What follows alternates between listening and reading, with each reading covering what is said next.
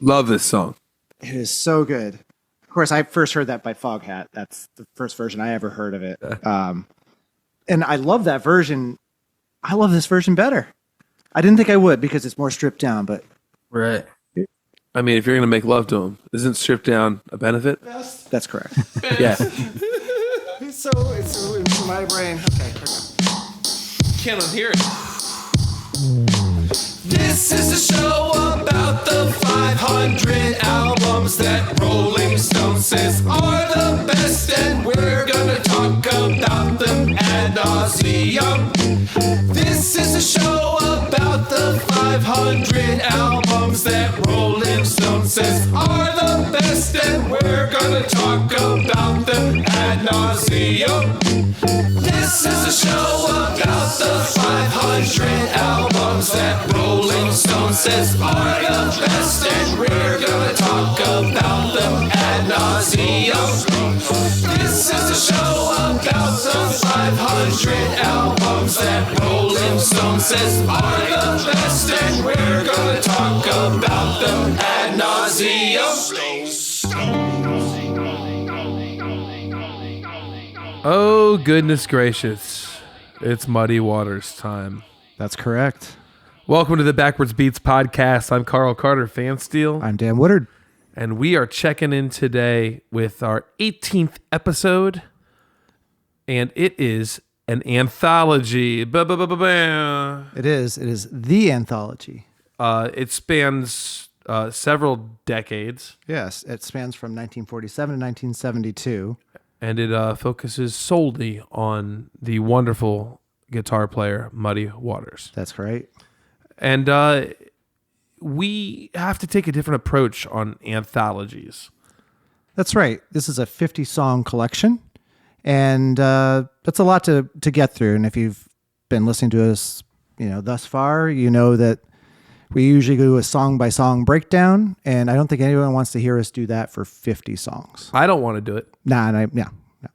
Instead, we'll try a new format today. So if you're hip to the way we did like our Phil Spector episode or Suedo, where we're going to kind of go up and take the 10,000-foot view looking down and try and attack this really, really cool catalog of music in a different way than we generally do.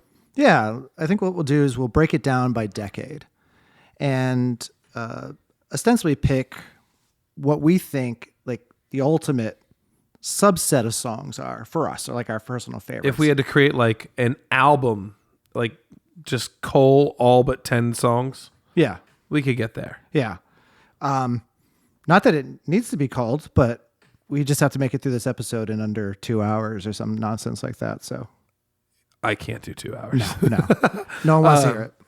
Also, today we'll be bringing in a guest for our first time. So That's right. So stay tuned for that. please indeed do. Daniel, drop it on us. What do we know about Muddy Waters? Mr. Muddy Waters, he was born as McKinley Morganfield on April 4th. We know that. Either 1913 or 1915. Can we just call it 1914? Well, he calls it 1915, but his marriage certificate says 1913. Ooh, So someone's confused. I'd say. He might not even know. I mean, the record keeping back then really wasn't spectacular. Funny side note, my father, he's passed away, but he's old. He'll be 100 next year if he was alive. Whoa, Yeah. old I dad. had old dad. He was like 48 when I was born. Oh, wow. Yeah. That's late in the game. Yep. On his birth certificate when he died, there's an annotation on there as to whether or not he was legitimate. Legitimate. Oh, God. Yeah.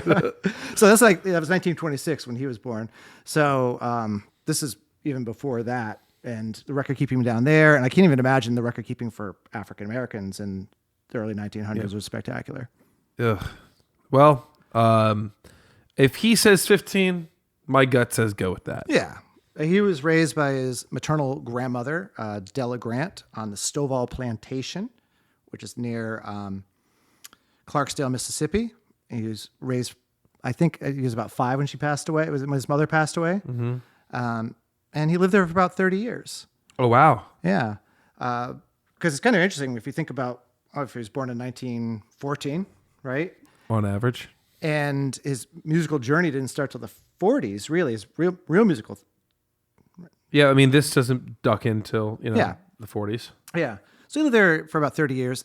His home was actually disassembled and moved, and it's been restored at the Delta Blues Museum in Mississippi. That's pretty cool. And some of the pictures, if you look that up, it was a shack that he was living in. It was not, it wasn't the plantation part of the plantation.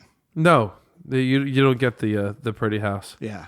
The last home I saw physically picked up, moved, and then rebuilt was Ted Kaczynski's little bomber shack at the museum before it went down in D.C. Yeah. And it was like, oh, that's the same as the shed in the Home Depot parking lot. Yeah.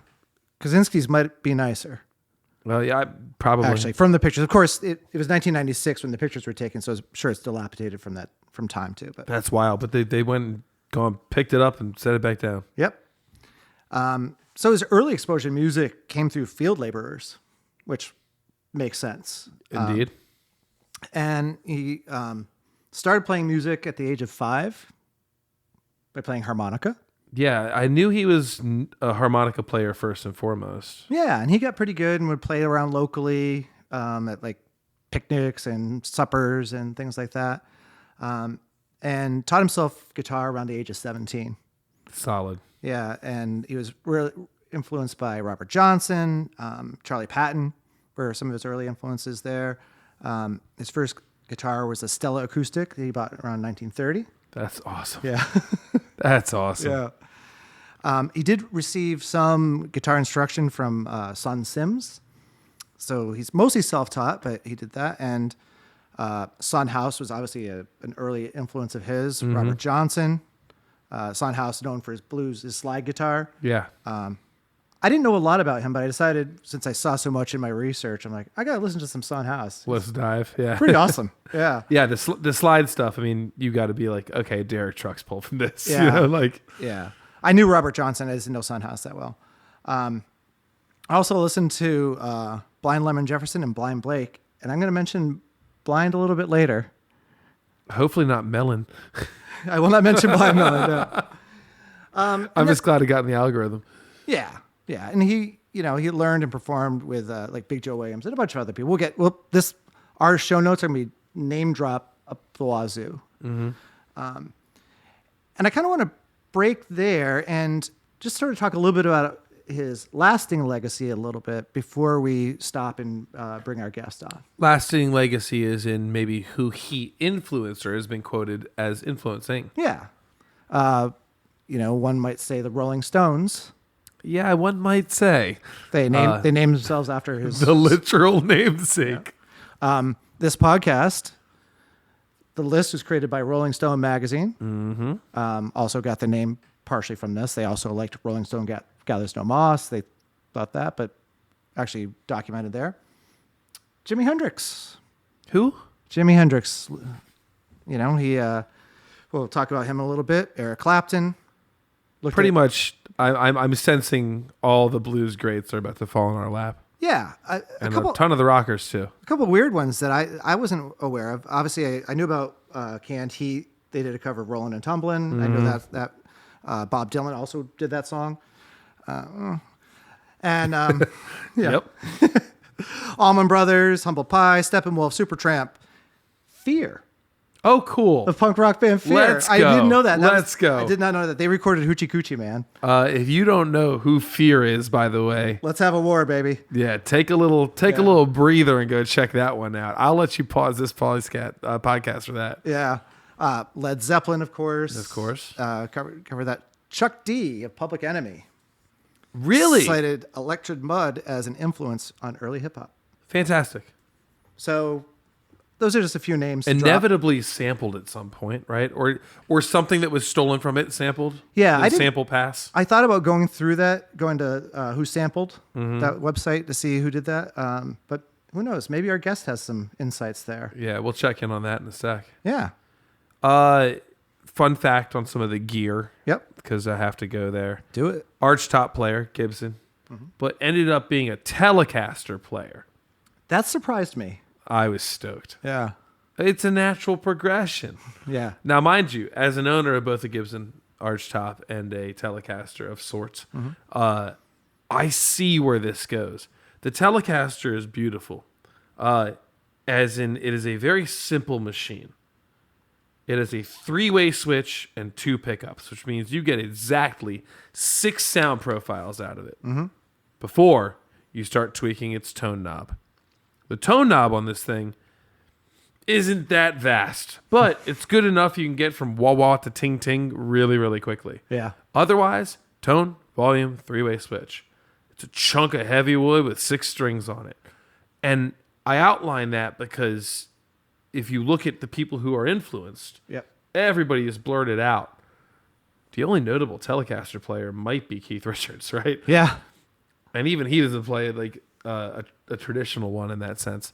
But Telecaster being a simple instrument means you have to really be tuned in to what you're doing. You're not relying so much on effects or this wide berth of sound options. And it wasn't the cool thing to be playing per se at the time if you're playing blues, right? All the blues guys are playing these fat body Gibsons. Yep. It is what you're playing. And even if you look at the guys who came down the line, they all go straight to Stratocasters. Aforementioned Hendrix, Clapton. Let's just go ahead and throw Stevie Ray Vaughan in there. Yeah. Over there, right? Like they all went straight to Strats. Kind of cool to go to the Tele. It's very raw. Yeah. I respect it. Yeah. So why do you think that is? Why do you think that everyone else goes to the Strat versus the Tele? It's more versatile. 5-way switch gives you and 3 pickups give you many more sound combinations. Mind you, all the blues guys use the same 1 or 2. Like it took up until Corey Wong after Chic did it 25 years beforehand to like make, the 2nd and 4th pickups or positions cool again. Yeah. You know who didn't go to the Strat? Whom? BB King. No, BB stayed with Lucille the whole dang time. I got me one of those things, not a Lucille, but I got that Gibson. Yeah.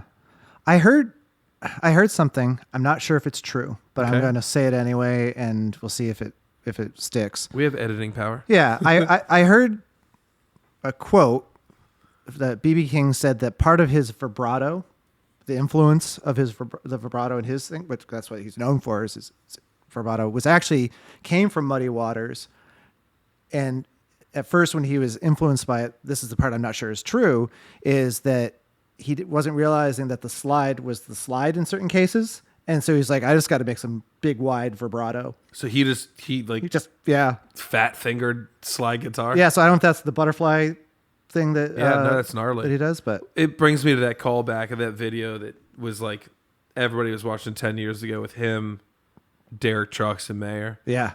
And Trucks is up there and he's playing slide on that SG and BB goes, and that's some of the best slide guitar playing I've ever heard in my life. Yeah. Which, I mean, that's it, right? That's ultimate praise. Yeah, absolutely. But yeah, it's kind of freakish. This whole community is wild. The more you dive into the blues influence community, I don't know if I call it the blues community, but the blues influence community. Yeah. I mean, the purists very much exist in a scary way. If you go on those Reddits, we're not allowed to post there. We're not cool enough.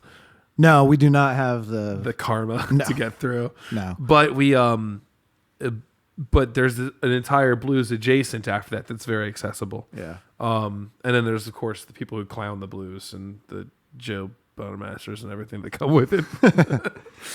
Do you have like an intro to blues? Was there a inciting incident for you that? For me, how did I ever hear the blues? Honestly, this is gonna be so lame. Community college jazz band. Okay. We had to do a blues track. Did you play Minnie the Moocher or something? Not even, honestly. I couldn't tell you. It was form. We only played the form. We learned, 12 and 16 bar as 2 different forms. I was drumming at the time, and that jazz band used me. They never used me for swing. They only used me for Latin, and almost always either samba or bossa nova. Mm-hmm. And then the instructor would call me in for the blues tunes. Got it. And it was because I have time, and no one wanted to shuffle and not play fills, but I was willing to do that. With that said, I met some killer players at Montgomery Community College for my one semester where I took 3 music classes before going off to Salisbury. But I was killing time, and that was where I heard blues.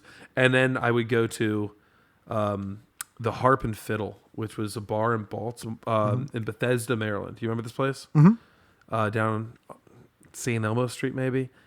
But the guys who had crashed this open mic only played the blues. Yeah. Like Gary Granger would be there on a weekly basis with his like custom PRS after playing with Steely Dan.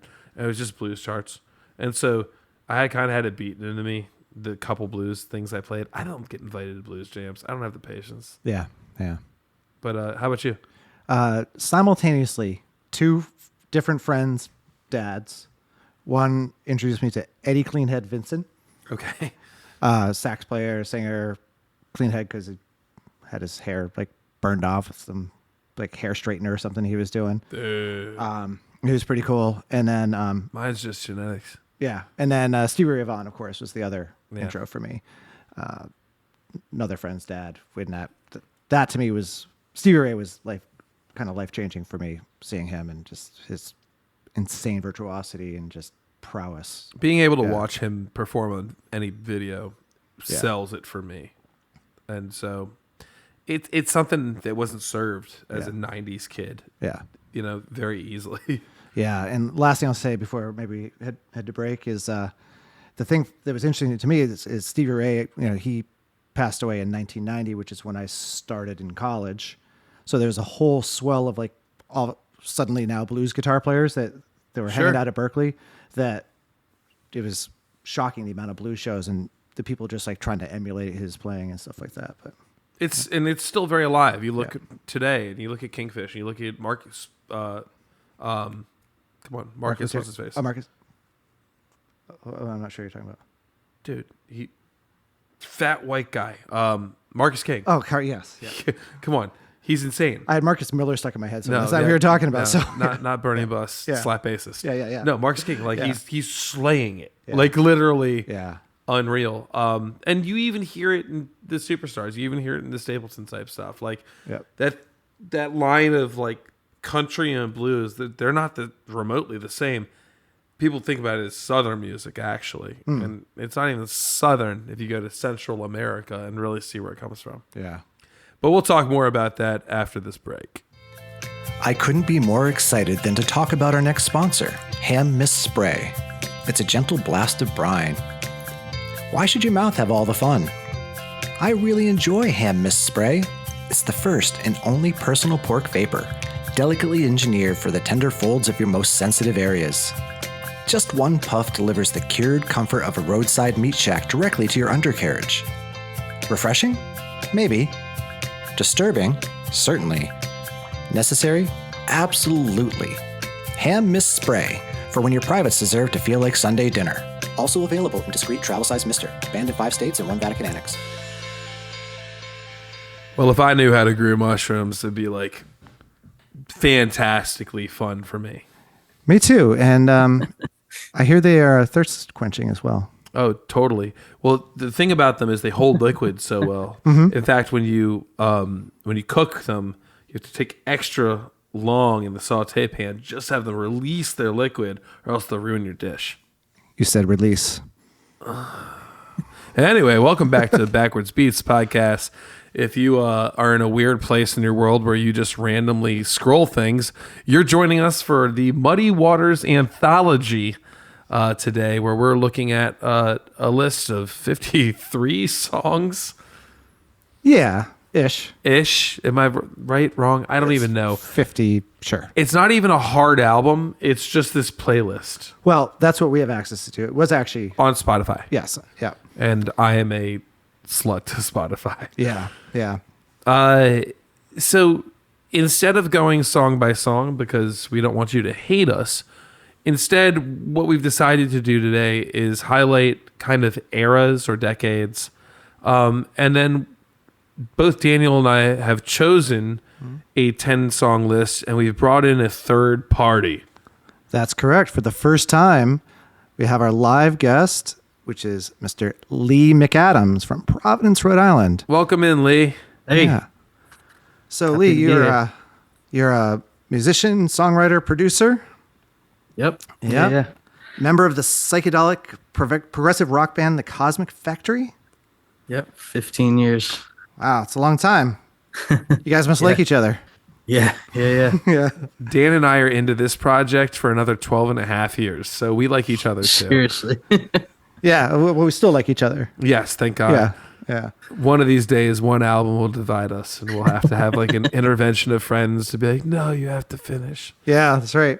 What else? You have the New Roots rock jam band.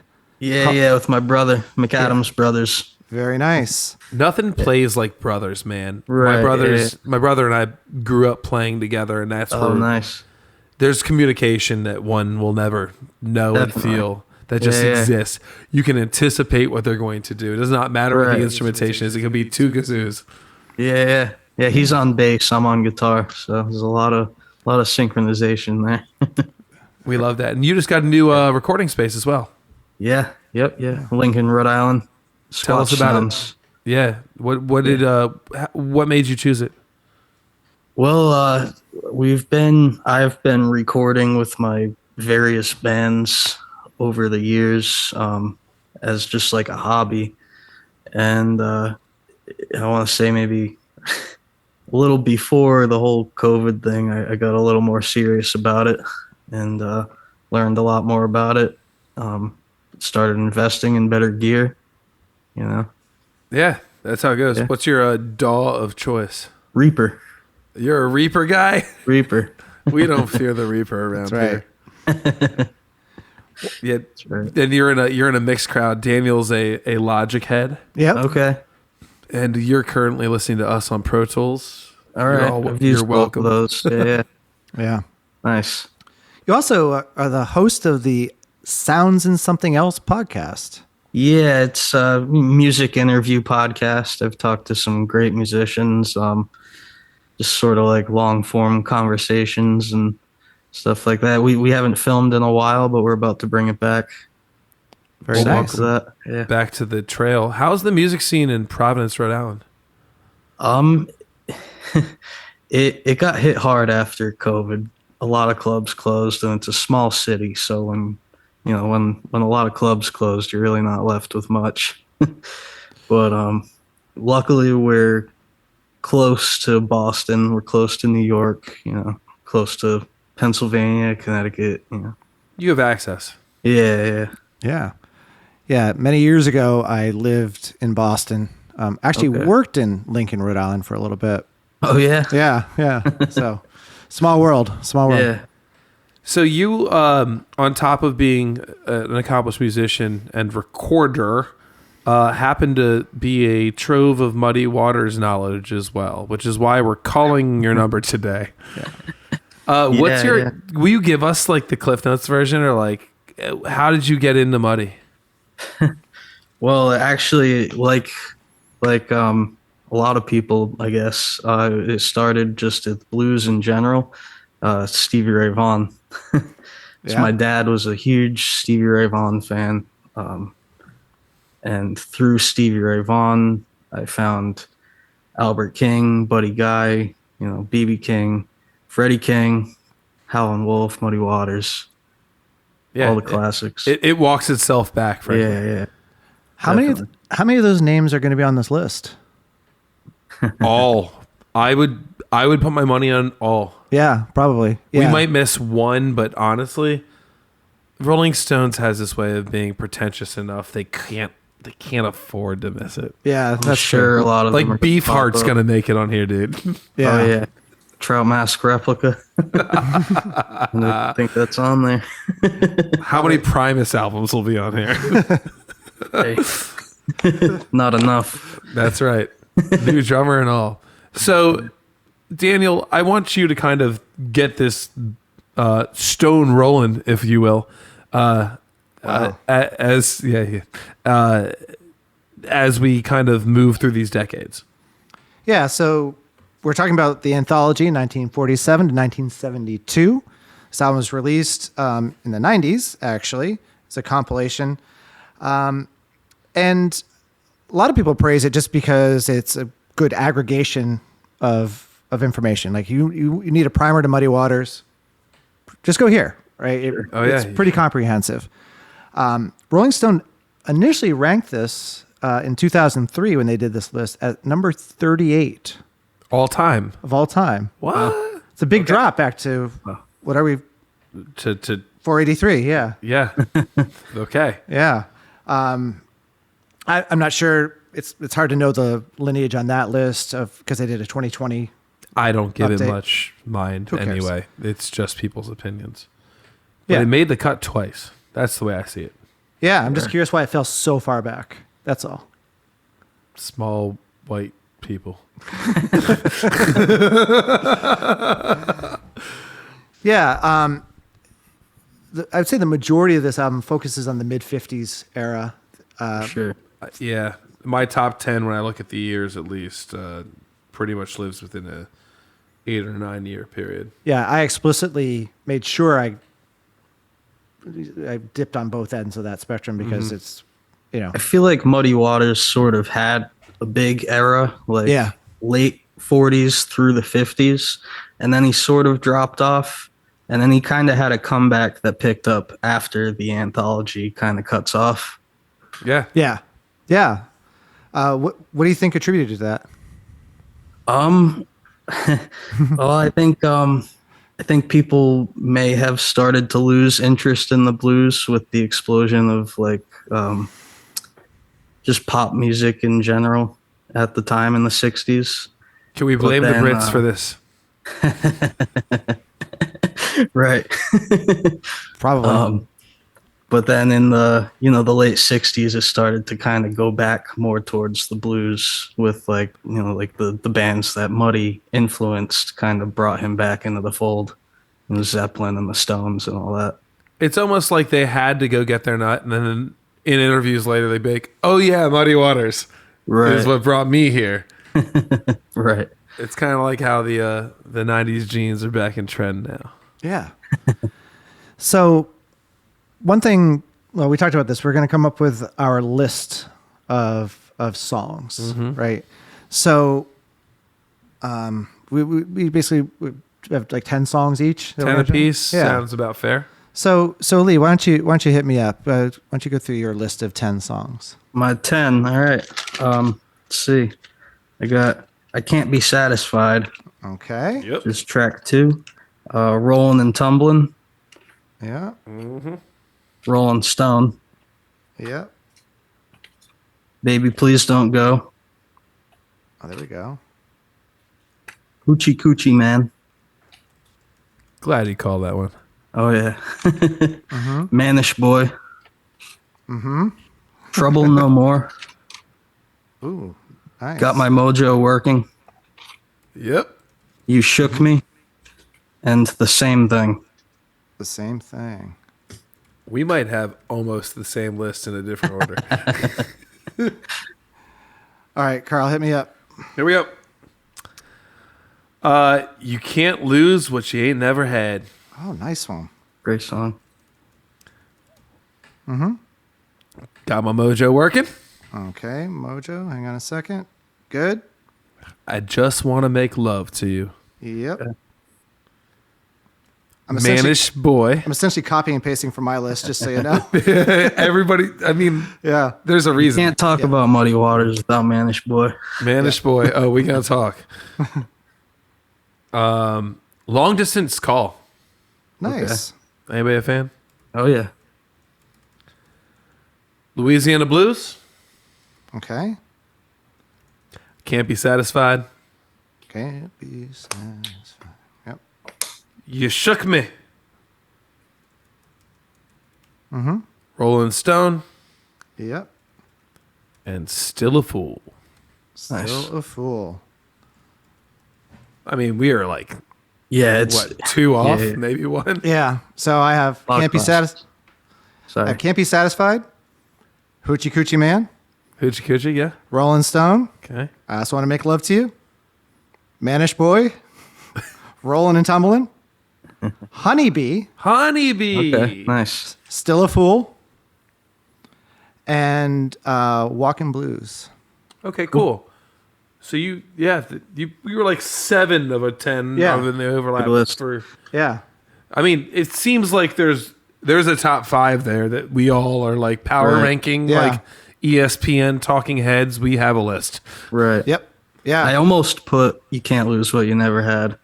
And I Yeah. almost put Walking Blues. And then I ended up putting the same thing. Yeah. But Very yeah. cool.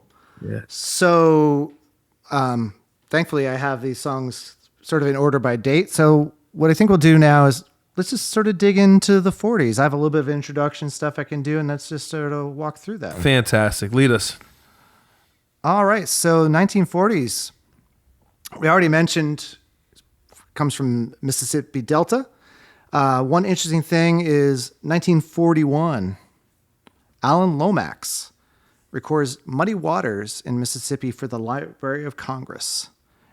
And In 41, he records them for the Library of Congress. yeah, so there's a story behind that. So essentially, he was looking for musicians. Basically, they were just trying to capture musicians of this style. They're doing a thing on blues. Got it. And they're as like, Muddy, let's get this in the time capsule. Yep. And so as Muddy was getting more famous, he got more known, and essentially, a project began with this African-American musicologist at Fisk University. That's where it came from. In his appeal for funds, he encountered Alan Lomax at the Library of Congress. So that's actually the origin story for it. But one funny note out of this, I got this from a quote from the Can't Be Satisfied documentary that I think it was American Masters on PBS. So that's where Yep. I got this from. So when Muddy heard that a white man was looking for him, he assumed it was a revenue agent there to bust his whiskey still. God. Love you, Muddy. Yeah. But only after Lomax drank water out of the same cup that Muddy drank out of that he trusted him. Man. So think like in How 1941. divisive, right? Yeah, yeah. What a I mean, time. you think about that whole like Mr. Rogers putting his feet into a kids pool with the post guy being the moment. Nah, this guy's gonna drink out of your cup. And Yeah. now you're boys. Yeah, that was pretty cool. What else? So he's in Mississippi, 1943. He moves to Chicago. Okay. It's kind of part of the Great Migration. If you're familiar with the Great Migration, right? Northern movement of African Americans. About 6 million people moved roll to on try it. to escape, the South and try to have some more equality and prosperity. He was definitely a part of that. He gets in Chicago, starts off as working in a paper mill and as a truck driver. And I'm curious what your thoughts are on this here, because as I heard it, he switched from acoustic to electric during this time because he couldn't be heard in the clubs. Well, yeah, that makes Ostensibly, sense. yeah. But Right. technically speaking, and Lee, you as a guitar player can attest to this, that's a big change on the hands. Oh yeah, yeah, definitely. I think Muddy really excelled when he went electric and sort of inspired a lot of other people to go that route too. Yeah. It's generally for those non-guitar players floating out in this pod space, later gauge strings, moving from, if you play acoustic guitar, the unplugged version that you rely on the resonance of the instrument, it takes a little more flesh to get sound out of this thing. So to move to an electric instrument, it requires finesse. It requires a new technique, and it's something that it's been a challenge for me. I'm traditionally a guy who played mostly acoustic guitar. Oh really? And as an electric player, I just hammer too hard. I mean, I played an acoustic gig. I was late to this thing tonight playing acoustic, and so I just play too hard. Some people, it's the exact opposite. They excel. They really can do well with the movement and the finesse. Are you a electric player first and foremost? Way more of an electric player. I love playing acoustic too, but yeah, way more of an electric player. Easier on the body. Right. So musically, we all came up with ostensibly, I think, the one song from this era, from this decade, which is "Can't Be Satisfied." Yep. Kind of his first hit. Lee, what stands out to you about this track? Well, it was sort of his first hit. He teamed up with the bass player. His name was Ernest Big Crawford, I believe. Yeah, I think so. And they were sort of the duo that made a lot of those early Muddy Waters songs that stuck out for the labels. It was Aristocrat Records at the time, by the way, which was Chess Records before they changed their name. Anybody else that you know under that label at the time? I know a lot about them after they changed their name to Chess. Who did they end up picking up? Oh, everybody at the time, Howlin' Wolf and Muddy being the two front runners. So they were almost pioneers in that. Oh yeah, for sure. Yeah, they were like the blues label of the time. You gotta wonder what those contracts looks like. I bet those dudes got screwed. Yeah, I'm sure they did. Maybe posthumously got some royalties, but I bet they got screwed, dude. Yeah. I have no faith. Sure. Now, I saw this video the other day. Mm-hmm. I don't like him very much, but like I'll give him props. Jelly Roll, right? Yep. Right. Had a piece of media the other day where he was talking very candidly about how bad labels are screwing people right now, and what he did so well is he did the good old like explaining like I'm five Reddit thing. Mm-hmm. He's like, you're lucky, you're insanely lucky if you can find a 70-30 in their honor, but the forward that they give you, the money they give you straight up, they take that back. They pay themselves back on their forward on your 30 before. So they're making, if you're a Sabrina Carpenter and you wrote Espresso, right? Now mind you, she had a career before this, but just for the sake of conversation, and you're 70-30 on that deal, not only are they making that 70% of your revenue to your 30 only goes, it's like interest payments on your mortgage. Yeah. Your 30 only goes to paying back that advance that you had to spend probably for your own travel to promote yourself and make your video before you ever see your own dollar. They're that far ahead of you. Yeah. On your song. Yeah, a lot of artists get stuck with that, right? They get stuck with thinking the advance is just money. Or free. It's just money. Yeah. It's a floater. It's a loan. It's insanity. Yeah. You're paying it back under the pretense that you're even popular. Yeah. So if you're ever, anybody who's listening here who's ever offered an advance, I promise you, unless you think you literally wrote Hey Jude, take as much money on the advance as you humanly can and don't pay them back. Or like let them wallow. Yeah. Give them 90-10 on $4 million. That's their problem now. Yeah. Suck it, Sony. How about the song?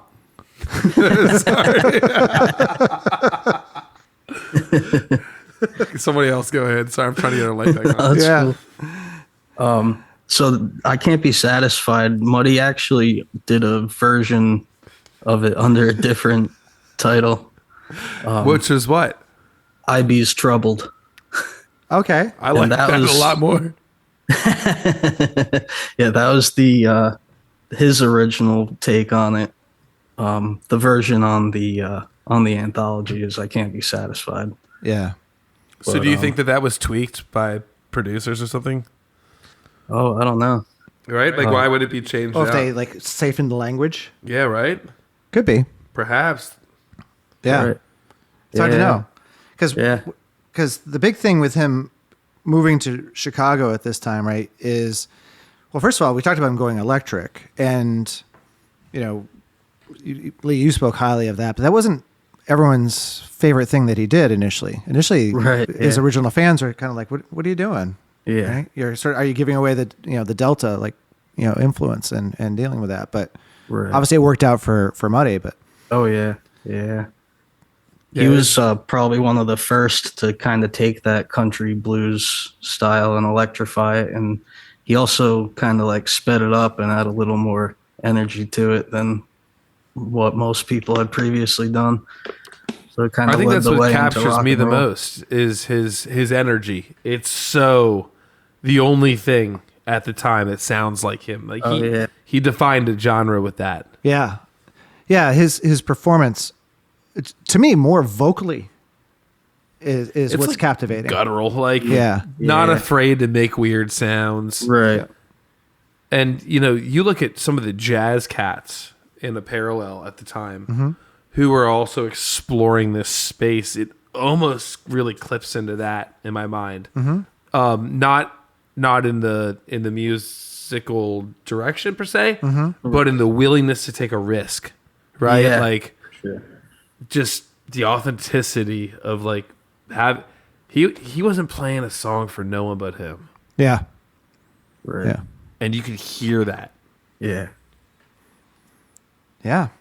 Other than that, this is what I love about some of these older songs is, to me, it's these songs don't necessarily, some of these older ones don't necessarily capture me like, ooh, this is a piece of art that I have to listen to. I listen to it. I like it. I respect it. I love the nostalgia of it, right? And the feeling of it. It's a time capsule to me. And some of these early recordings, their quality is hit or miss because of You got what you got. got what you got, right? It's distracting to listen through, and every single recording just sounds entirely different. Yeah. But I see the lineage here. And to me, I hear him progress as a musician, not just from his creativity and the soulfulness. I don't think he ever loses his soulfulness, but he definitely gets better as a musician, technically better as a musician. Because some of the give and take that I feel like tempos are all over the place on this album, in this anthology, and through that. And some of that I think is just feeling and expression. Like, this is just how I'm feeling. I'm getting more excited. I'm going to speed up. And some of it is no inner clock, self-taught. This is a form of music that's really open to that, though. Yeah. Very loose, especially these early recordings. A lot of them don't have drums either. Yeah. So it's all just the rhythm that's in Muddy's hands and head. I was really surprised, actually. I didn't know what to expect coming into this. Yeah. Half these tunes, minimal, probably more, are just bare bones recordings. Right. Guitar and bass or guitar and piano. And even like Harmonica. the piano, you can hear harmonica. There's times where I'm like, is there or is there not a bass player? Because the fidelity, their ability to capture low frequency was so limited. Right. Yeah. When you look at the performers, like in the liner notes on here, there's a lot of players that are listed on here. But the one that stuck out to me is Leonard Chess, who plays bass drum. Leonard Chess. Yeah. And He was one of the Chess brothers Yep. that owned Chess Records. There you go. Yeah. But the fact he's only He was playing probably the bass like, drum. you know what? I can play that. I can play that bass drum. Smoking a cigarette with one hand, smacking it with a big old beater in the other. Yo, I want to be Leonard Chess when I grow up. Yeah. Record label. When we talk about this, the song that stuck out to me the most, as far as that, like, I'm just playing a thing, is Gypsy Woman. Oh, yeah. When he starts that off, whatever tempo he's picking is not what the band picks. Right. But it's not. I just think he's just like playing a thing. He's just vibing, and the band knows where to come in, and it's not a problem. But when you first hear it, if you're not used to this, it's like, oh, yeah, it's a little alarming. But Yeah, I mean, I feel like the weird tempo things there that happen just naturally, and then like, he'll be playing slide and it'll be like slightly out of tune. It's kind of part of the appeal with it. agreed. And all three of us play in groups with outfits, right? Like, and it's it's pretty clear to me this is not Muddy Waters band experience. They're gathering around Muddy for better or for worse, and they're gonna follow him. Right. And I don't think he has the patience to listen. He's like, no, you follow me. Yeah. Definitely. Anything else interesting about the 40s, this era? I know that he did his first recording in Chicago with Columbia Records in 1946. Right. You know, we talked about him switching to electric. I think he started with a Gretsch, actually. Okay. It was a Gretsch initially. Yeah. No, but that wasn't like he has two iconic guitars per se, right? Yeah. Soul Gibbs and Archtop. Yeah. And then most importantly the Telecaster. The Tele. Nicknamed Hoss. That's the right. Hoss. The Hoss. Love that. Blonde Telly, man. Blonde Telly. Yeah. Every dentist just creamed themselves. One other thing I learned, I didn't know about this, is that, you know, he's thumb picks. Oh, yeah. And I guess the impetus behind that was also just to increase volume because the crowds were rocking. Right. I feel like I noticed that in the playing, just listening. You can hear it. Yeah. It's Got a sharper. certain attack to it. Yeah. Yeah, it makes sense. And that's Delta style. You know, the beautiful part about Delta blues, in my, stupid ear experience, is you end up with, sectional parts. You end up with a kind of thumb picking walking bass line over comp chords, and then intertwine melodies. Yeah. And it's really fantastic music. One of my church keys is this guy, and I may have talked about him one time before on this podcast. He's passed. His name's Warner Williams, and he's in some sort of Hall of Fame. And I mean, I met my wife at a bar I was hosting open mics at. This guy would roll in. I'm pretty sure he's blind, but he would have this Cadillac. He had antlers on the front of it. Put his keys in the visor, leave the windows open. Old shitty Guild guitar. Mean to everybody. He wasn't allowed to drink there. Warner Williams, but he would sit down and he'd play Blueberry Hill and he'd play Tennessee Whiskey long before Stapleton got his paws on it. Like it, hey bartender, there's a big bug in my beer. That's the reference. I have talked about this once upon a time. But this guy, I watched him play three parts simultaneously. I watched him play a bass line, I watched him play the mid strings, and I watched him play melodies while singing in a gruff voice and tapping his foot in his cowboy hat with a pocket knife hanging off of it. And I was like, this is some of the most legit music I've ever heard in my life. Yeah. Good stuff. It's the best of stuff. Yeah. But this is Muddy Waters territory. Yeah. Yeah. Yeah. This guy, Big Bill Brunzi. Yeah. I don't know if you're familiar with him at all. He's one of my favorite guitar players too, blues musicians in general. And Muddy has cited him many times as a major influence. I believe he actually has a whole album of just Big Bill Brunzi songs, Like covers. But, yeah. But it's just like he's got that. It's like three parts at once. So I imagine maybe learning some Big Bill Brunzi stuff led to Muddy's thumb technique. Yeah. Well, I guess Muddy opened for him. That was his entry point into the actual music scene, other than being a busker on the street before that. Yep. Yeah. That's gnarly. Yeah. A couple other people that I saw that he played with at that time, he played with Eddie Boyd, Sonny Boy Williamson. And, 1940s. I don't have much more on that. Yeah, I mean, it's only a few years we're in there. Yeah. And this is the ramp, right? Like this is where he gets his footing. And it gives him the passage to the 50s, which I think is where a lot of the tunes we've all mentioned where it takes flourish. Let's take a quick break and we'll enter the 50s. Let's do it. Okay. So there's this app. It's called Ghostgram. It's like social media, but for people who literally cannot with other people right now. Like, you get actual points for avoiding your friends. Yeah, actual points.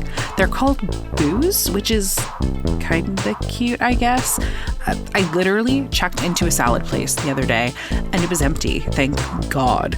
And Ghostgram was like, congrats, queen, 50 booze. I was like, finally, someone gets me.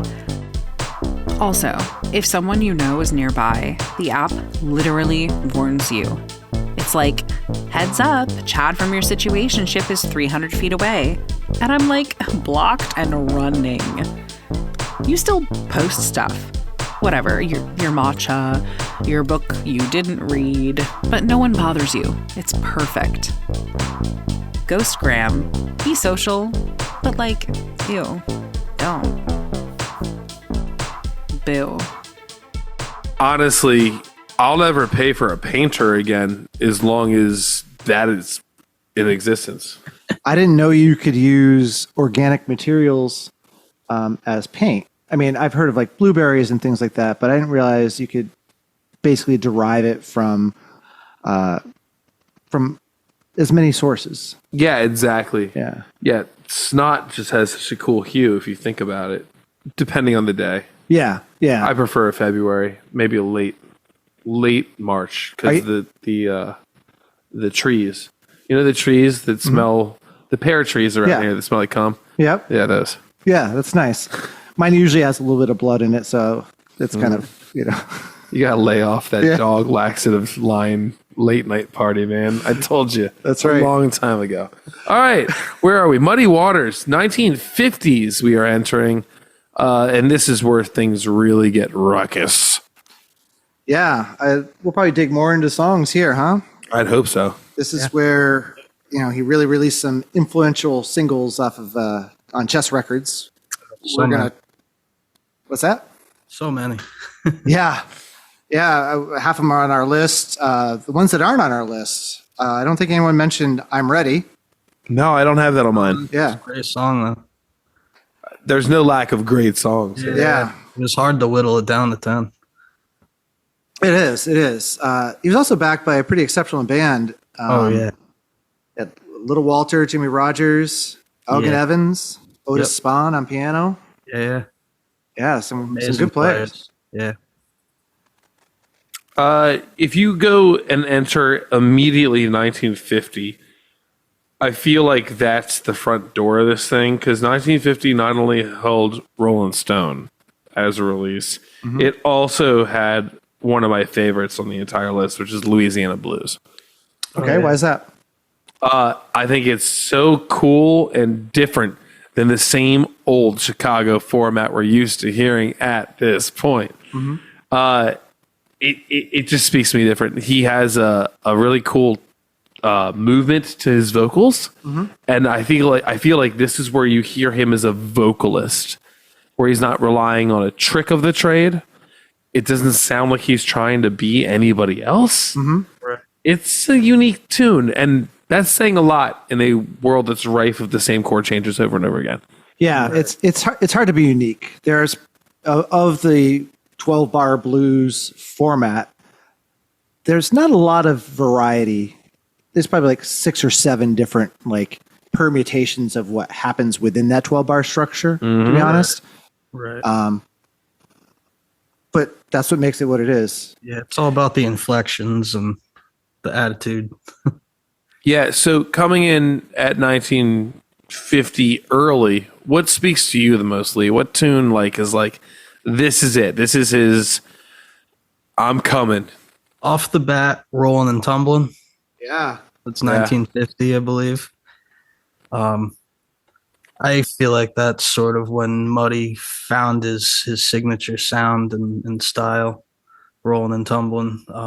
Sort of just like that driving, I don't know, that like thumping, kind of that thumb technique you were talking about. You know what I mean? Yeah, it becomes a rhythmic aspect in ways that are copied ad nauseum nowadays. And it's literally the song where you crap on my point, because this song's not standard. It has measures of 2/4. Yeah. True. I love it. I love this. Literally, the first one. Rely on Dan to find it. Yeah. It's so weird. It's not standard 12 bar because those 2/4 measures. It ends up being like a 14 or 16 bar. Yeah, but think about the breadth and the phrasing it gives you. Yeah. This is breaking a mold. It's so easy with our access and all the crazy musicians and the YouTube, like, to see how much crazy, intricate music we indulge in when the model was there, and simply to do anything like that, just an interlude, is what you can argue that was groundbreaking. Yeah. That's what it was. Yeah. And mind you, we came from like insane works of like fugues written by insane composers. We came from the works of Beethoven and Bach and Chopin, Dmitri Shostakovich. It does not matter.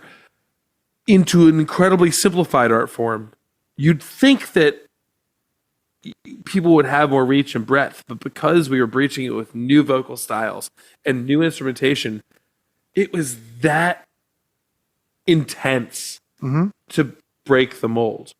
And you listen to pop radio today. I just played in a wedding band last week where I learned a bunch of songs that are now pop radio. It's funny, we're still 4 chording. Espresso is 3 chords. Yep. Right. It was the song that lit up the night. Yeah. And it's 3 chords. Yep. So were Muddy's songs. Oh yeah, a lot of And it's so- for 1 chord. Yeah, context is everything, right? Yeah. Some interesting covers of Rollin' and Tumblin'. Oh yeah. Yeah. There's Who are we talking about? I'm sorry? There's a Jeff Beck version in particular that I There it love. is. Yeah. Yeah, I have that Really written cool. I down. think it's Imogen Heap on vocals. Very cool. Yeah, have you heard it? No. Oh, it's really good. But Beck and Imogen is gonna be nutty. Yeah. It's really- almost too much. It's like 2 musicians who are very extra. Yeah. Yeah.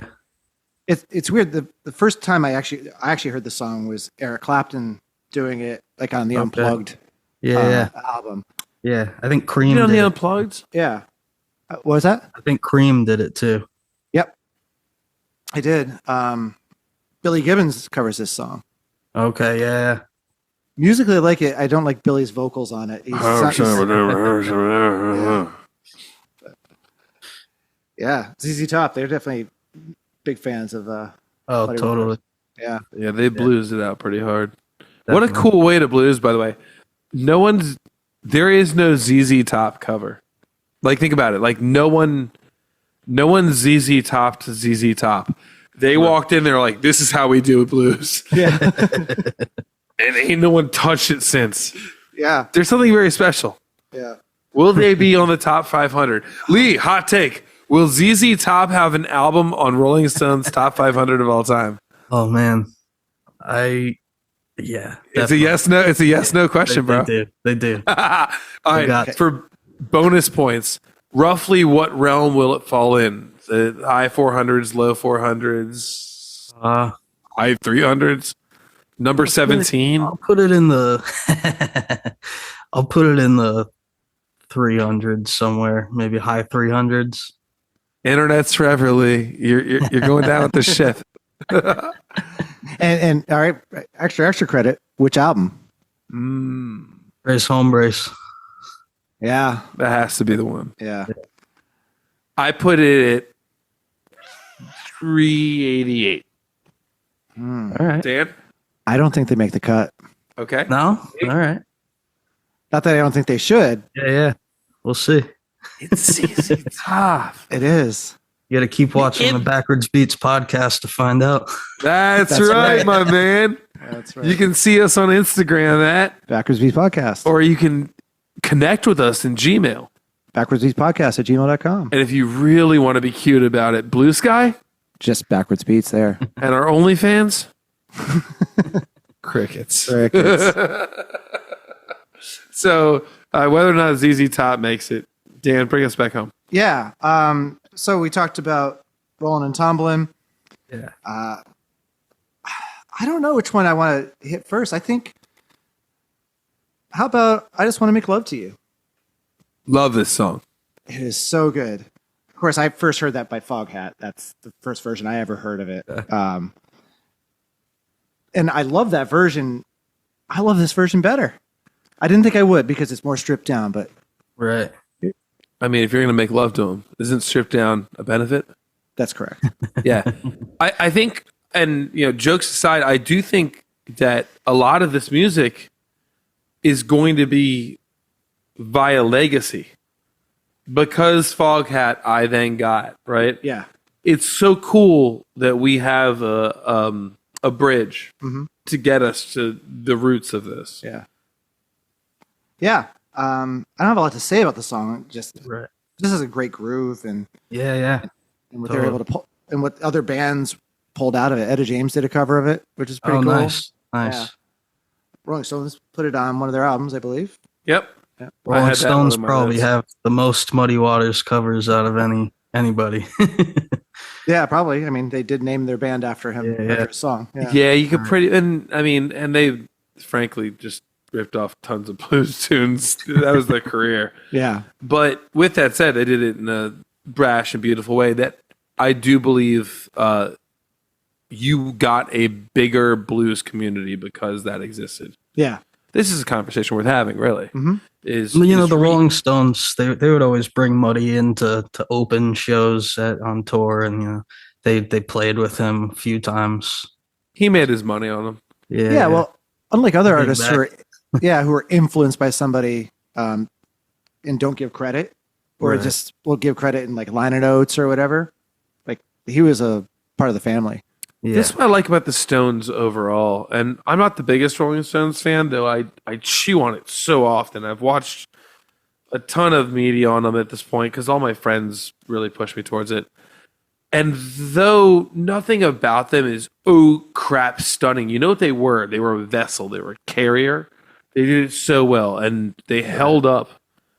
They gave a lot of blues music a voice and they using a white platform when it wasn't necessarily there. Yeah.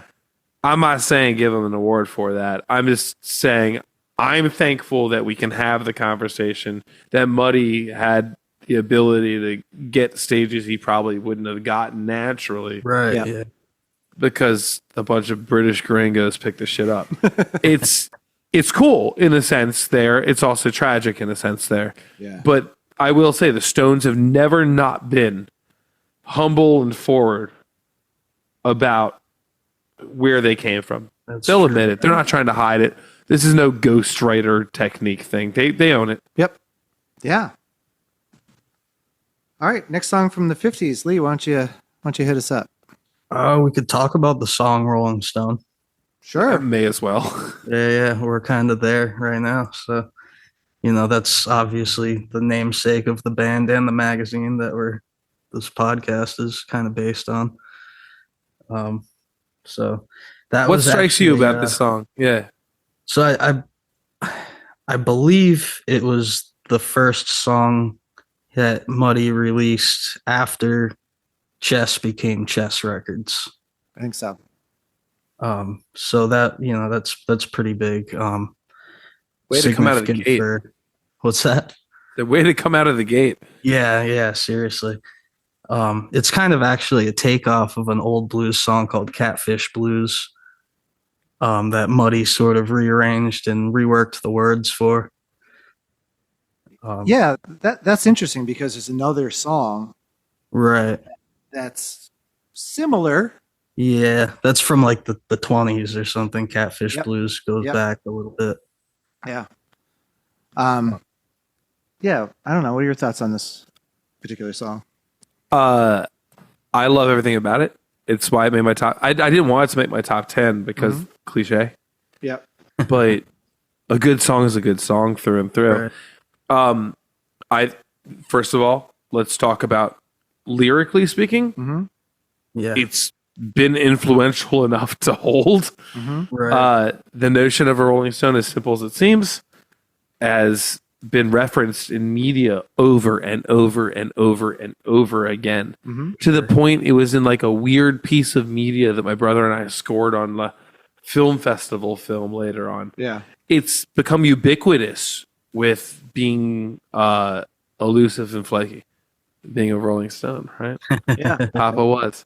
Papa Right. was like a Rolling Stone. Bob Dylan wrote that song based off of this. Right. Everybody, Yeah. this is all taken from one core place, and on top of it, mute the vocals and make it Charlie Brown. It's just sung beautifully. It sounds like a tense moment in blues, and I like that about it. Yeah. Right. It's also. I mean, we kinda- go ahead. No, yeah, it's a little different from his other recordings of the time too, because he's actually solo. He has no accompaniment Right. on that track, the original Rolling Stone. Yeah, And I read it was also the song that allowed Muddy to quit his job. Makes sense. if that ain't nothing, Yeah. So that's something for sure. yeah. So, Carl, I'm going to suggest your next song to talk about Which one? because I think it's a direct tie-in, which is "Still a Fool." Oh man, I have a note I read about this. Hold on. All right. I'll pull it up on the cell phone. Still a fool. So the reason I brought it up is basically it's very similar in characteristic to Rolling Stone. Actually, it was more popular. Critically, it hit number Right. 9 on the Billboard R&B charts. And yeah, I'll just sort of let you go. This is where the Catfish Blues thing also ties in Yeah. because Rolling Stone and Still a Fool was used as part of Jimi Hendrix Catfish Blues, Right.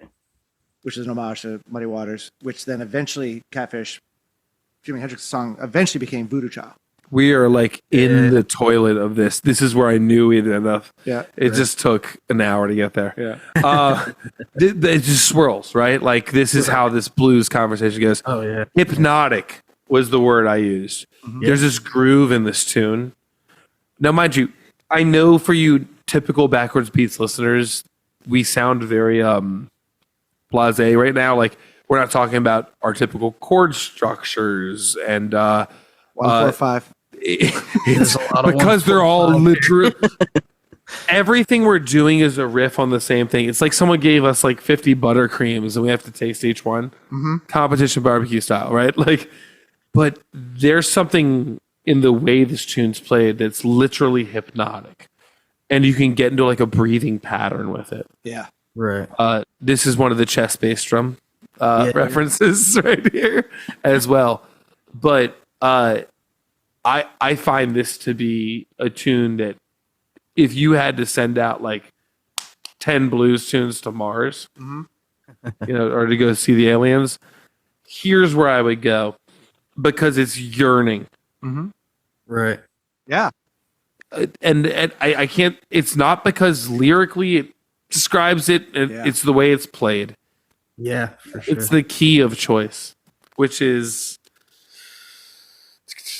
I have keys for everything, of course. I'm going to guess it's A. On word still full. What's that? Yeah, it's a lot of A. That's No, what I this said. is E. Was it E? Oh, E is a lot of E too. Yeah. Well, no, the A and E. First two Yeah. strings of guitar. Open strings are favored. Yeah. This is why every cover band plays Superstition in E and not E flat. Right. Sorry, Stevie. Right. and they don't want to tune down. Yeah. Yeah. I want my open E string. Yeah. Please and thank you. Yeah. You do too. I see you, Lee. You do too. Yeah. We like open strings. It just gives us so much to move with. Yeah, but I talk about one of the discerning tunes from the early 50s. There it is. Yeah. Yeah. Any other thoughts on Still a Fool, Lee? Yeah, I think it's just another great progression in Muddy's discography. I don't know. I think you had Manish Boy on your list, right? What's up? You had Manish Boy on your list? Manish Boy, yeah. All three of us. All did. three of us. All three of us did. Yeah. Yeah. was So that Manish since we have Boy. a three-way, why don't you hit us off? Sure, yeah. Oh man, this is a big one for Muddy. Why so? Ba-ba-da-da-da. Yeah. Yeah, it was timeless. First off, it was written in collaboration with Bo Diddley, Who? The one and only? the one and only Bo Diddley. I love that. They sort of had a little back and forth thing going on with started with Hoochie Coochie Man, and then Bo Diddley wrote I'm a Man, and then they wrote together Manish Boy. So is this like a very early bromance type of situation? Right, yeah, definitely. So, all right, are you familiar? You're probably not. When Dan locks his arms and starts giggling, you know this is going to be good. All right. We have visual for our first time tonight, so it's extra Yeah. fun. So, Cheech and Chong did a skit called "I'm a Modern Man" with their blues singer Blind Melon Chitlin. And it's literally, it's either I'm a man or it's yeah. It's Okay. and Blind Melon Chitlin can barely keep it together, and the producer's trying to get him to record the song, and he wants him to spell man, and he won't spell. It's this whole skit, and then finally one of the background singers by the name of Tyrone Shoelaces comes in, and yeah, it's this whole thing. So whenever in this there's the da da da da da, that's the I'm a Modern Man that they do. So unfortunately, I heard that skit when I was, I don't know, like 10 years old or 12 years old or something like that. So And now you can unfortunately, never unhear it. I can't unhear that. So unfortunately, even though it's one of my songs on here, I have to disabuse myself and forget about that sketch. Tyrone Shoelaces. That alone. The sketch may be a little racist. Many a things were when I was a child Yeah. watching Looney Tunes and Yosemite Sam, and like I was like that. None of that. No. Jeez, Yeah. what were they thinking? Yeah. So I interrupt you. I know you had a lot of thoughts on that, but That's cool. Dun, dun, dun, dun, dun. Right. All right, let's move to the mid 50s. We're progressing. Muddy is now an established authority. so how about Hoochie Coochie Man? How about Hoochie Coochie Man? 1954. Hoochie Coochie So this- Man and Manish Boy sort of tie into each other in a few ways. Okay. How so? One being that whole thing with Bo Diddley and that whole sequence of songs. But Hoochie Coochie Man also features sort of this stop time riff that da-na-na-na-na. And that's sort of the first time that appears in the Muddy Waters catalog, which was actually a Willie Dixon move, who was the bass player and songwriter. Mm-hmm. That lick is effectively a call and response, right? Da Oh, da yeah, da da da. Yeah. And I say the a vocal thing. line. Yeah. Da da da da. Yeah, And I say another thing, Yeah. right? Hoochie Coochie Man brought that to Muddy, and that was a big moment for him. And Manish Boy has a similar riff. And also the lyrical content of Hoochie Coochie Man. There's a lot of common themes for Muddy with Hoodoo and Mojo. Yeah, he's on one sometimes. I will say, and I've said many a time on this podcast, I'm just not like a lyrics forward person. I don't go into this stuff poetically. I really wish I did. Yeah. I'm a groove person at the end of the day. Mm-hmm. I And mostly so agree with that. Yeah. I tune out. When I hear people say something, I'm just like, okay, cool. You do you. Like, I just tune out. Yeah. I tune out so hard. I have friends who, like, back in the day would, like, read the CD book inside out, and the Okay. lyrics, and it's just never been me. I don't, and I'm not sorry. I don't look at any of this lyrical content as groundbreaking. Muddy's not known for being a prolific songwriter. I wouldn't right? say Like, it's groundbreaking necessarily in the grand scheme of music and influence, but it's just sort of it's unique in I buy his conviction. right. Get it? Like, I do think what he's saying he means. But let's be frank, you can only, like, his songs, if you were to like distill the general terms of blues music, and this is I'm going very graciously into this, sad about a woman, Yep. sad about money, sad about a situation.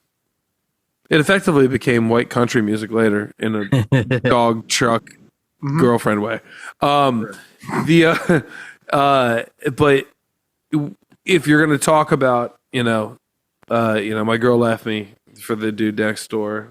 He's got the money, and now she's a whore. I'm feeling the blues. Right. Like it.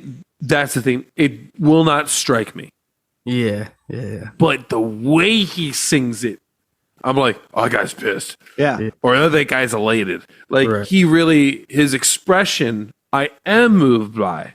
Mhm. I just don't give a shit about the words. That's fair. There's not a lot of versatility. So, yeah. No, I personally enjoy the hoodoo voodoo mojo type of lingo in the little blues songs. It all Good on stems you. from like You these do. old African American magic belief stuff. Oh, absolutely. I mean, and that's something we I think are probably scratching the surface on, as we've foretold.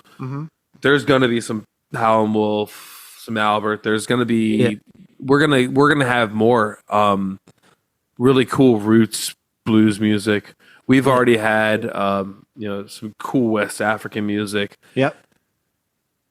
I look forward to embracing the content there. In fact, the only reason I probably didn't get lost in the lyrical content of the West African music is because it's not my native tongue. I didn't understand Right. Speaks Zulu. Yeah. it. Yeah.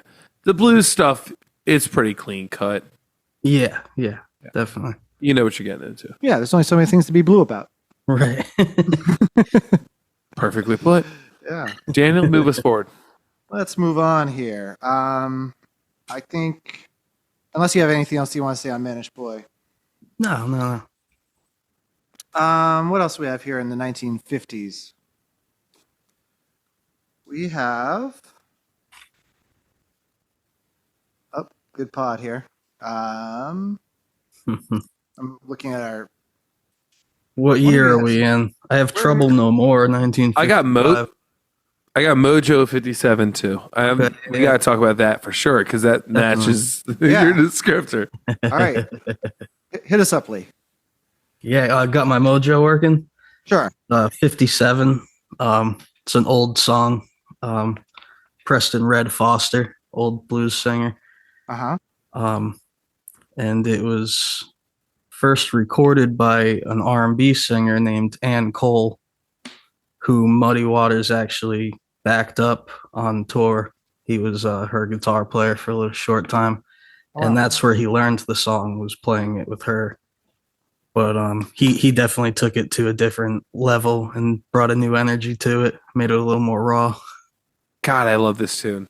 Yeah. I've covered Mojo a few times in different bands. A lot of people yeah. have covered it. It turns into like a gospel spiritual. Yeah. Like people love to double time. I got my mojo. Like it cooks if you want it to. You know, one thing Muddy said about the people who were inspired by him is that they don't have enough of the church in the derivative work. That was a big part of his life, the whole spiritual nature. Well, so I was going to ask, because as the non-historian of the group, I'm just generally play Luddite. You see so much of blues music attributed to study in the church, and that's a place that was the outlet for music. What's Muddy's, if any? I mean, does he have a hard spiritual background here? Yeah, he does. I mean, I didn't dig into it, but he mentions it quite a bit in his background. Do you have any insights for us? I don't know too much about his religious spiritual beliefs, but you're right. There are themes. The themes pop up in his work quite a bit. You got to think. I mean, Delta. You got to think Sundays are pretty sacred. Yeah, I'm sure he was singing spiritual songs, when he was young too. Yeah. All of our favorite players and all of our favorite bands were all church musicians. Yeah. It's just how that's People shred there. It's crazy. Definitely. Yeah, I just pulled up a quote since we're talking about it, and he said he had his first introduction to music in church and belonged to church, and it was a good Baptist singing in church. There it is. There we go. There it is. And I think this tune, I got my mojo working, always has. It just has that, like, it can be turned into celebration music pretty quickly. Right. Yeah, agree. Definitely. That driving beat. All right. It was covered by a lot of different. Elvis did a version, Oh, that's right. Grateful Dead did a version. So I'm hip to that one. Yeah. I don't know a ton of Dead tunes, but I know that one. Yeah. Yeah. Are we going to progress? Should we move on to the 60s? Sure. I mean, Yeah, I think let's it's do it. time. It's time. Let's go to the 60s. So my song for the 60s, I forget which my song is for the 60s. I got I one. lost it. Yeah, go ahead. You can't lose what you ain't never had. Yeah, there you go. That's a good one. Great song, yeah. 64. Yeah. Yeah. One of my songs was the A side, and Can't Lose What You Never Had was the B side. The A side was the same thing. Yeah. So I was torn between which song to pick. So Yeah. What I like about this tune is you're later in the game with him. yeah. I mean, though the anthology technically covers 34 years, whatever it might be, there's definitely like a sweet 16. Yeah. There's like just core. This is to me him aging out. This is maturity. If you look, and I know I said it earlier, at the lyrics, there's like resilience and perseverance, Yeah. and he speaks like a man. Right. like a well for like not like me. I'm not a good man. Like a person who's like intends for better. Yeah. And I don't know. I'm touched by this song. Musically, it does very little for me, but message wise, actually, it's my favorite. Well, look at you going for I gone growed. There you go. Right. There I grow. So actually, mine was My Home is the Delta, Okay. the one I picked. You gotta love a Regent song first and foremost. What's that? You gotta love a Regent song. Well, it's a callback. And Right. again, from a lyrical content, he's like, well, I'm in Chicago, but my home is the Delta. Mm-hmm. I don't know, there's a nostalgic feeling in that song. And I don't know. I always get nostalgia in blues, but I don't get like nostalgia. And I feel like I get that. I don't know that I ever get nostalgia in blues. I think you're right. Yeah. Mhm. So that's what really struck me about it. I mean, to me, it just sounds great. Right. But and I know it's not probably one of the more popular songs on there, but it's one that stuck out to me. Look, Yeah. it made the top 50. Yeah. Right. Yeah. Right. One thing I noticed, if you look at the anthology from disc 1 to disc 2, most of the songs at the beginning are all written by Muddy Waters. And then you can see either he's pulling stuff or collaborating with folks. And it's probably just because he's now known, he's in the scene and doing all that kind of stuff. Right. You gotta wonder what his management at that time looked like. Yeah. Right? Like, I know this isn't a wild goose chase for me to even bring up, but who's watching out for Muddy? Who's artist managing? Who's looking at the content? Yeah. It has to be a catastrophe. Think about all the tools we have, and we still make bad decisions today. Right. Muddy's out there, like, just crushing songs. Yeah. Right. Yeah. I don't know. Do you know, Lee? Who's behind the wheel? I don't know. It can't have been too well kept. I don't know. Yeah, I know one story, Howlin' Wolf being on tour and finding someone else touring as Howlin' Wolf. No way. Yeah. It's Someone else was just like straight up there's no internet, so acting someone like shows up they to were the Howlin' club Wolf. saying I'm Howlin' Wolf. You're gonna be like, all right. Yeah. Good news. Tomorrow, you guys, I'm going on my stand-up tour. I am Seth Rogen. Yeah. You have to get more gravel in your laugh to do that. There you go. There it is. Yeah. Weed, Canada. One cool We thing. still love you. We do. One thing that's cool about the 60s is that Muddy performed at the Newport Jazz Festival. Yeah. Which Legit. 60, I believe. Yeah. Yeah. How long has that festival been going on? Good on them. Long time. I think the 40s. Dude, have you seen the lineup for them recently? It is not jazz. They're I like usually at don't. Newport Jazz Festival, Bruno Mars. Nah, I saw Herbie Hancock there a couple years ago. I've seen, Chick Yeah. Oh, Corea. you're so much closer to them than we Yeah, are. I go every year. Yeah. Well, this is new goals. Yep. Lee, we can't wait to meet you in person. We will go to Newport together. Hey, yeah, let me know. Newport's I'll a be beautiful town. Yeah, you got It to is. fly down to Miami with us in February. Yeah. What are you doing in Miami? Every year we a new tradition. Every year, one year for Dan, 2 for me. We've gone to Ground Up Music Festival in Miami. Okay, that's cool. Yeah. It's Snarky Puppies. That's the later. snarky puppy thing. Yeah, Yeah. It's naughty, So good. So but good. it's Those our guys little are thing. insane. But we should really. I'd love to do Montreal. I'd love to do Newport, Yeah. and then New Orleans. I guess you get that's the Right. Triple Crown in the Northern America. Yeah. Yeah. You Right. knock out those jazz festivals. You've done them. Oh yeah. Definitely. How does that work? By the way, is it multiple stages in one pass or? At Newport? Yeah. It's all at a old fort. It was like an old war fort. Sits up on a hill. There's like a big stage in the fort, and then you walk through like the tunnels and you get to the other stages. There's a couple. I think there's 4 stages, all one price. If Muddy Waters had one song to play at Newport this year, may he rest. Yeah. What would it be? One song. One song. Got my mojo working. Hey! Yes.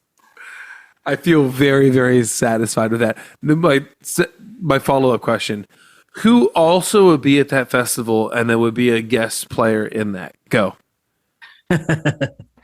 Like sitting in with Muddy. Yeah, of course. Somebody. What instrument would it be? I'm trying to think You if they would, maybe they would make him or have him cross over with a jazz artist or something. Precisely. Yeah. Do you go like Yone on the harmonica? Oh man. Does he play with like a sick bass player? Is it Christian McBride behind him just for like McBride. no? Christian Yeah. McBride would do it. All right, I'll buy that. Yeah. Daniel, any Christian ideas? McBride organizes Newport Jazz Fest. Well, there you go. There you So, go. That'd be He's perfect. always there. We're gonna go. All right. Let's do it. Do you want to take a quick break? I would, but before you do that, hey, we've looked at our listenership to our subscribership, and there's no way we're going to monetize this thing fast enough that we can afford tickets to said jazz festival if you don't hit subscribe or follow us. Follow is the button on the podcast platforms. Yes, I'm sorry. Yeah. I leave Daniel to marketing generally, but I'm trying to make a press here. I'm so impressed. I have goosebumps. That's a lie. You should see his body language. Anyway, we're going to take a quick break, come up with a crazy commercial, and we'll cap this thing off. We'll wrap it up. Out in the backcountry, you travel light. But that doesn't mean you can't enjoy a few comforts. Nothing beats waking with the sun like a fresh brewed campfire coffee. My good friend Silas turned me into My Mud a couple months ago, and I have not looked back. With My Mud, your coffee starts the night before. First, you chew a handful of raw beans by the fire and let your body do the rest. Deep in your gut, natural fermentation begins with no gear, no gadgets, just biology. But then, come morning, step 1, release your daily offering into your constitutional container.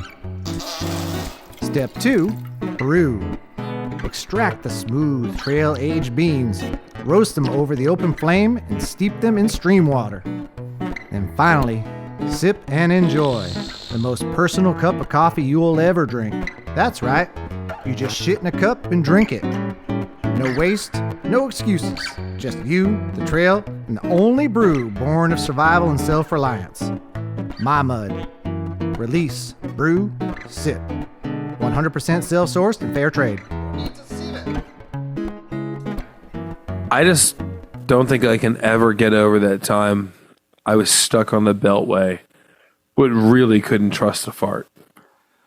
Well, the thing is you have to make sure that you're prepared for all occasions, because I did turtlehead on the Beltway one time, and that was pretty terrifying. Oh, I've done way worse, brother. Luckily, this can turn it around.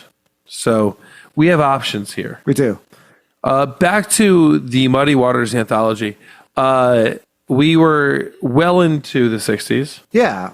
A couple of interesting events to talk about in the 60s. We already talked about Newport Jazz Festival ad nauseum. This is actually when Rolling Stones came into the world and named themselves the Rolling Stones. We are the greatest publication. Yeah.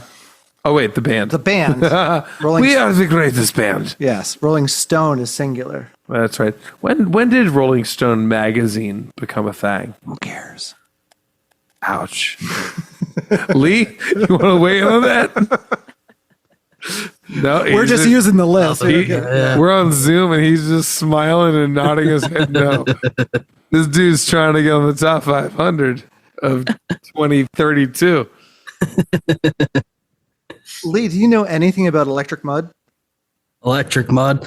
So that was sort of the record company sort of put that together for Muddy and stuck him with like some more like psychedelic rock based musicians. Yeah. Whoa, hold on. Who else likes psychedelic rock, Lee?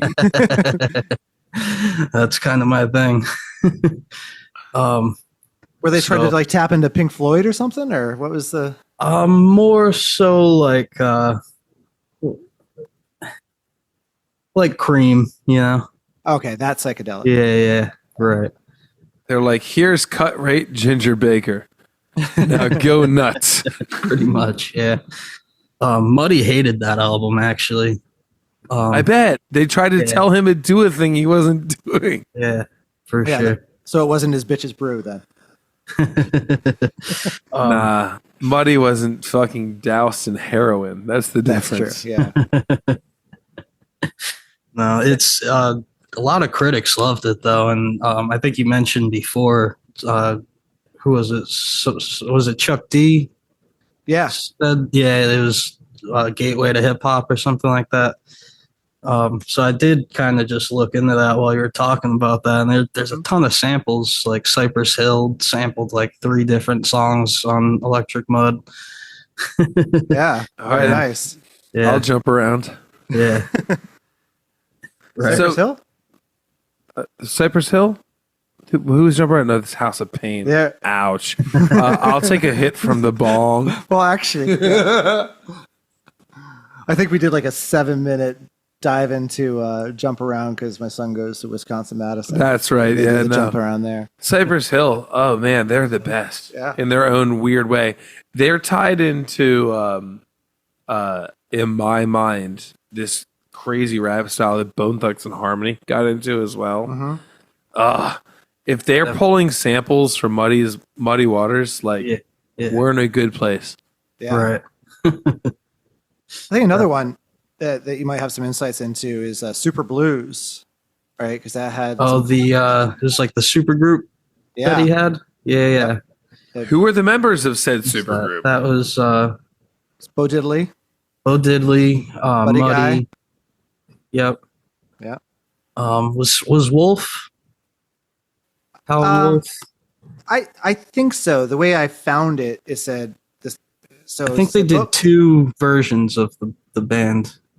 Yeah, there's the Super Blues Band. Yeah. Yeah, 1968, and that had Howlin' Wolf. Yeah. Yeah. I want to know who the drummer was. I don't know. Stifled. Yeah. Because it's all guitars. Yeah. Like they're just like, no, blues is guitar, go. Well, you just need to have some pocket to be a blues drummer. Yeah, but you know what you don't have pocket to do? Be a money forward record label and be like, yeah, just slam all the good guitar guys. No, into you need to be a one good thing. drummer. I'm not doing that, but yeah. No, I'm just saying, Yeah. like, the fact that we don't know who drummed it actually speaks volumes. Yeah. Because you're just rattling off guitar. Right. It's like It's like the boy band of guitar players. guys Right. for that project. Was it good? I never even heard of this. Was good. You look so satisfied. Why was it good? I mean, that many insane Yeah, players I could feel like talk. that it was done tastefully. They all had their time to shine. No shit. I think so.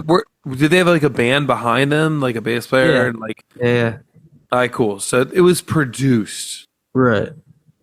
Wow, I had no idea. It's a super blues band. Nah, not me. Yeah. He also performed at Carnegie Hall in 1965. That's cool. Yeah. Not surprised. I was just there yesterday. Carnegie Hall Carnegie did Hall? a whole they used to do like a whole blues night. I don't know if like how often it was, but Stevie Ray Vaughan actually did a big That's one right. there. Yeah. That's right. I forgot about that. Yeah. Yeah. Any other highlights from the 60s you want to hit? Any songs that stick out before we... I think I clapped mine. 60s. One thing that stands Only other out- one I had was You Shook Me. That's right. Thank you. I was there. It Yeah. is. Yeah, we haven't even talked about Led Zeppelin. Yeah, but You Shook Me. Right. Yeah, You Yeah. Shook Me. It was a big one for Zeppelin. Jeff Beck group too with Rod Stewart. I was gonna say Yeah, I I'm think familiar with the before Jeff Beck on Zeppelin. this Yeah. for sure. Yeah. Yeah. And the interpretations, if you look across the board, it's not like he gave you a lot to go off on.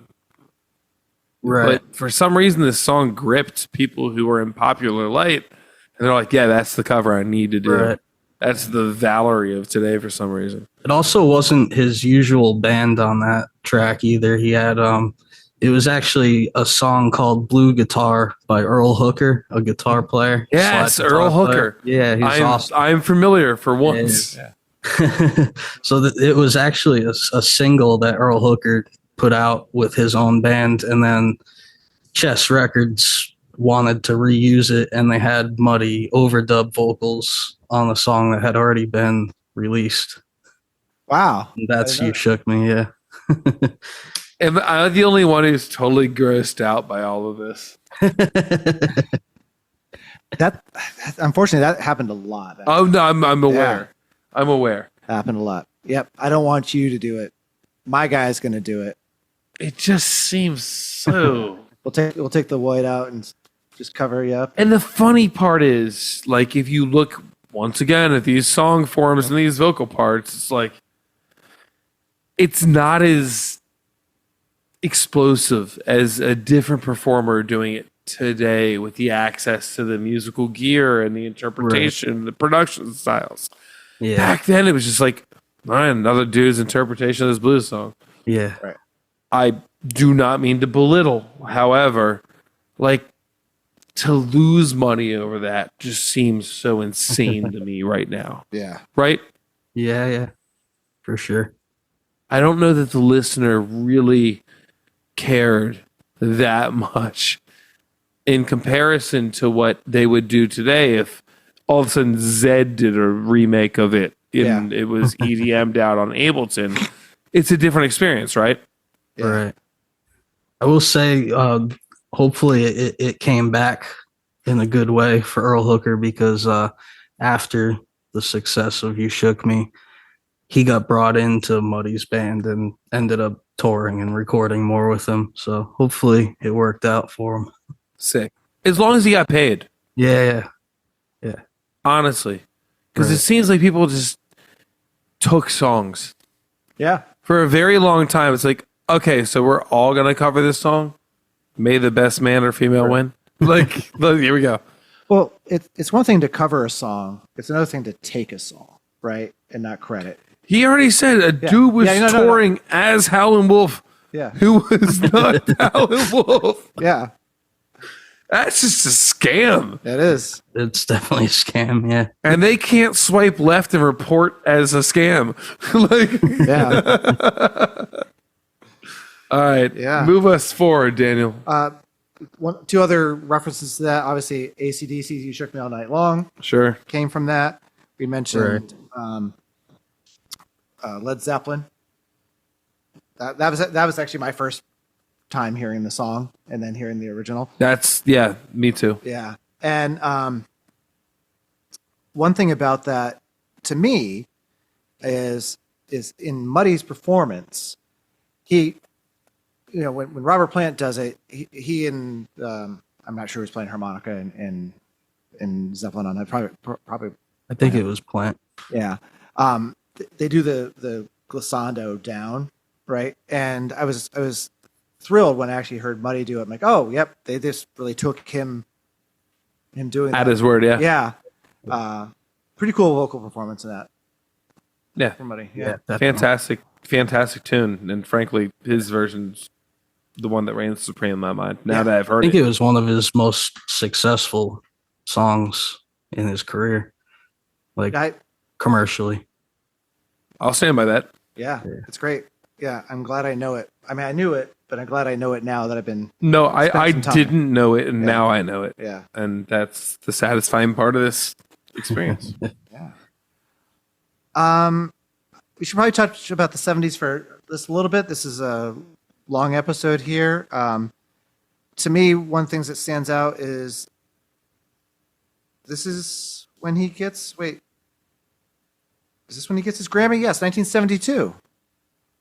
He actually gets his Grammy. He's been nominated before. I think in 1963 he was nominated, but he actually gets his Grammy in 1972, which is Muddy Waters had to wait 9 years for a Grammy.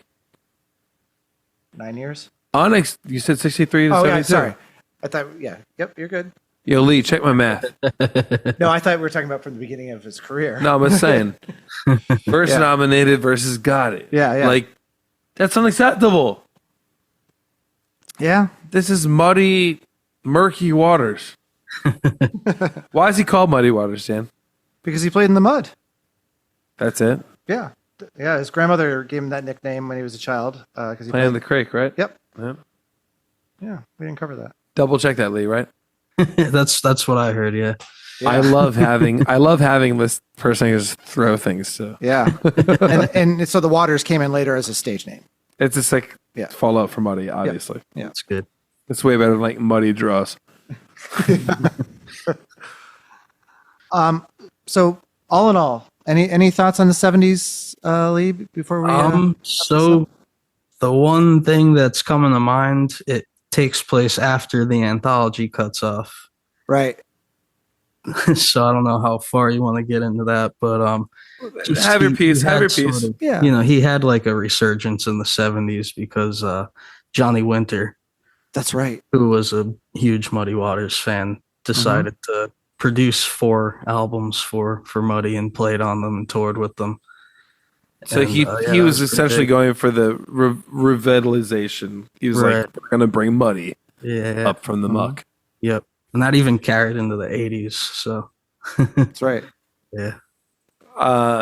Obviously didn't make the cut on this, but there's no way that was bad music. Oh, I've no. never heard it, but like That's the namesakes alone. Yeah. they don't know how to make bad music. Was that Chess Records still? I don't think so. No, not, Yeah, not when he got with Johnny Winter. Yeah, and I think this Might have been like Columbia or something. I think so because I think this anthology is covering the Chess Records, Right. which is Definitive. Yeah. Yeah. I think as a short recap for the layman out there, aka me, would be you watch somebody grow through the mid to late 40s, make a name for themselves, pop off in the 50s and well into the 60s, and then do what any reasonable performing musician should do after about 20 years, fizzle out into glory. yeah with a one more cap at the end, right? That's exactly right. Yeah. Right. And what is that, Daniel? Well, what Lee just told us with about. Johnny Winter. Johnny Winters. Oh, okay. Right, yeah. Sorry. Yeah. I was like, did I miss something? Did he Yeah. come back? He was like playing lead guitar on R. Kelly's "I Believe I Can Fly." Like, what happened? Yeah, man. I think the last album with Johnny Winter was 81, and then I think he died in like 83 or something like that. Yeah, it was a year before me. My birth, that is. Right. Oh, Got it. yeah. Just really rubbing that into Daniel. Yeah. Not a year before you died. Daniel was like 27 or something. 83? I was 11. All right, so Lee, you have graciously held on for this ride, and therefore we salute and been thank fun. you. We have to ask you a couple of questions now as a co-producer. Do you personally think this anthology has a place on the top 500 of all time list? I do. Yeah, definitely. It had a huge impact on blues and therefore rock and roll in general. I think so. Yeah. Second question. It fell at number... 483. Where would you place it? Spitball. Get within 5 or 10. I would. Let me say, like, let me preface this with I personally would have chosen like one of his albums, like that was packaged as an album, like more folk blues or something, real folk blues. I'd happily take the Lee's Choice album. Yeah. Which those had a lot of classics on them too, because they're sort of more condensed versions of the anthology. But my guess is they picked this for the convenience factor. right, yeah. Right. But There's like given no one the- can say we're wrong. Right.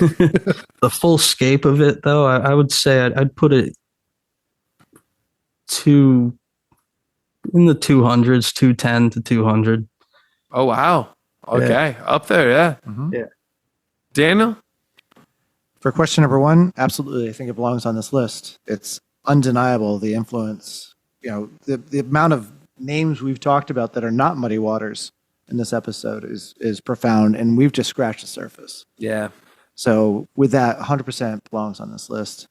And I think I'm in line with you, Lee. I think it belongs higher up, probably in that mid 200 range, just because of that impact. Yeah, I think so.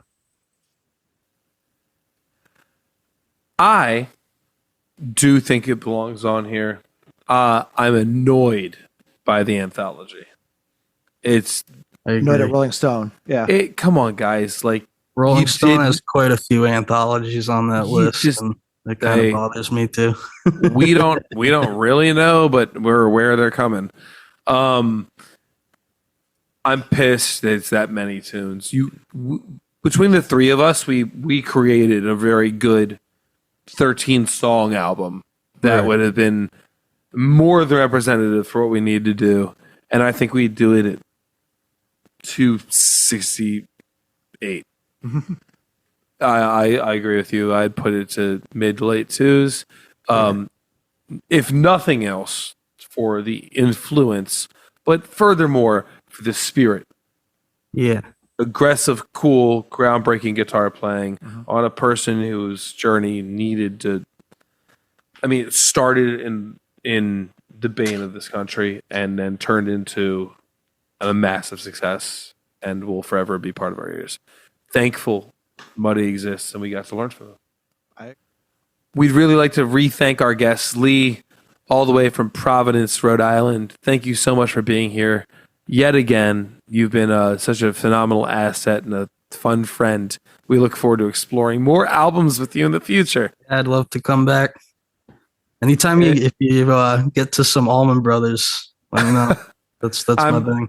I'm sure we'll make the cut. I'm sure we will.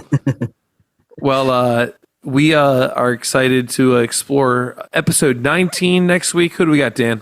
We have The Bizarre Ride 2 by The Far Side. The Far Side, a hip hop absolute blue chipper. Looking forward to this episode quite a bit. As am I. Well, I'm Carl Carter Fansteel. I'm Dan Woodard. We'll catch you next time. That was a show about the badass guitar player, Muddy Waters. Thanks to Lee for insights into this blues legend. Backwards Beats Podcast is a Tunawood production recorded live at Thought Shack Studios in Halethorpe, Maryland. If you enjoyed the show, make sure to subscribe and leave us a review on Apple Podcasts, Spotify, or wherever you get your podcasts. You can find us at Backwards Beats Podcast on most platforms. Share the love, and we'll see you next week for another deep dive into the next album on Rolling Stone Magazine's Top 500 list. Until then, salt your melons.